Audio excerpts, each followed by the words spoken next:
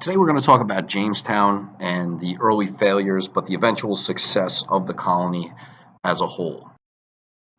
Colonization was actually a bit of a business for England, where these colonies for Spain were many times funded by the government. For England, it was private companies that funded it, which is kind of interesting because there was no expense to the actual crown, to the citizens of England. It was to investors, so it wasn't something that the government was taking a risk with and risking the taxes of people and eventually, potentially taking losses. It was just individual investors that were taking the risk and but also going to reap the reward. The way it worked was there were joint stock companies, and these were investors that pooled their wealth. In other words, they brought several people, put all their money in together in the hopes of making money on these new lands. Many were hoping for the prospect of finding a lot of gold, and that would be the way to make a lot of money off of this.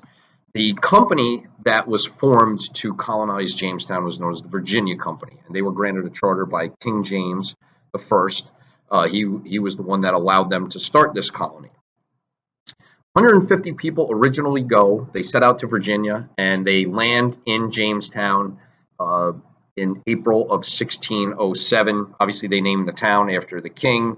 Virginia is named after Queen Elizabeth, the Virgin Queen, and that's why we have those two areas known as what they are. Here's a picture of early Jamestown.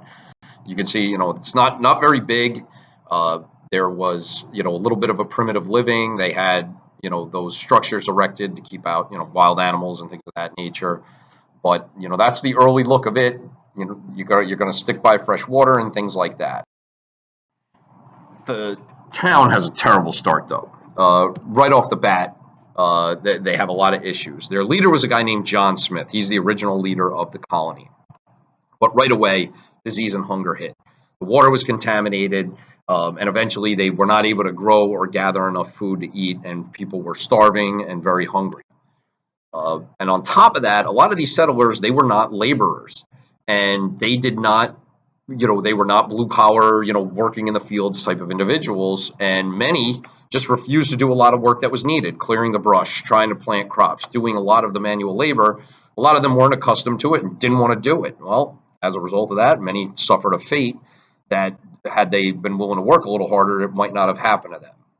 By the winter of 1607, only 38 of that original 150 were left. Many of them dying from, between starvation and disease. There were a lot of problems early on, and it looks like this colony is going to be a failure. But John Smith eventually changes his tactic, changes the way he's doing things, and emerges as a good leader to get the colony going. And John Smith informs the people that will not work, will not eat. So if you're not going to do work, you're not going to get any food. People quickly realized I better do my part in order to do this. So many of these people were just there for the hopes of gathering a lot of gold and things like that, that they neglected a lot of the hard work that was going to be needed in order to survive. But now things were going to change. Smith also worked with the Powhatan, the local Indian tribe, to get food in exchange for different things. Smith gets hurt. He has gunpowder in his bag that accidentally gets ignited, and he's burned and injured very badly and needs to return to England so that he can heal. And on top of that, in 1609, about 600 new settlers came in, but John Smith is now not there.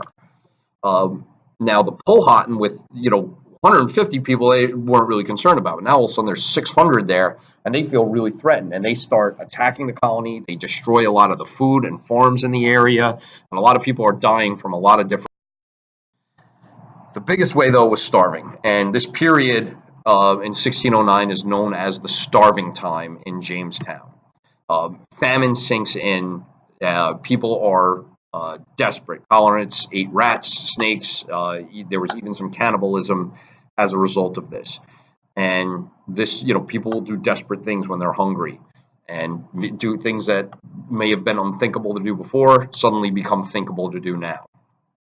And of the 600 that originally came, only 60 survived. So 90% of the people have been eradicated between attacks by the Powhatan, between the famine and disease. Now only 60 people are left in this.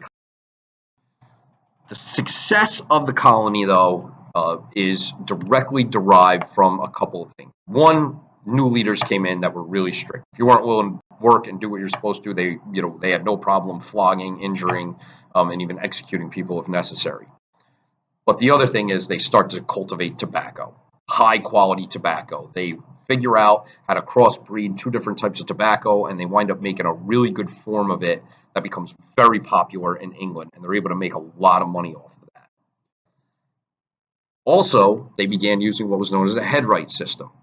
Anyone that was willing to pay for their own or another's passage was given 50 acres of land to work. So if you were wealthy, you could you could spend the money and send 4 or 5 people to work 250 acres of land.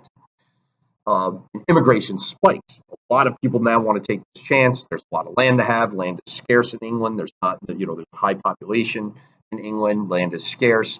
Land is plentiful now in this new world. And to do this, what a lot of wealthy people were also able to do is they didn't even have to go over themselves. They could get indentured servants to work their farms for about a 5 to 7 year period while they sat back in England and reaped all the benefits from the profits of the tobacco that was being grown.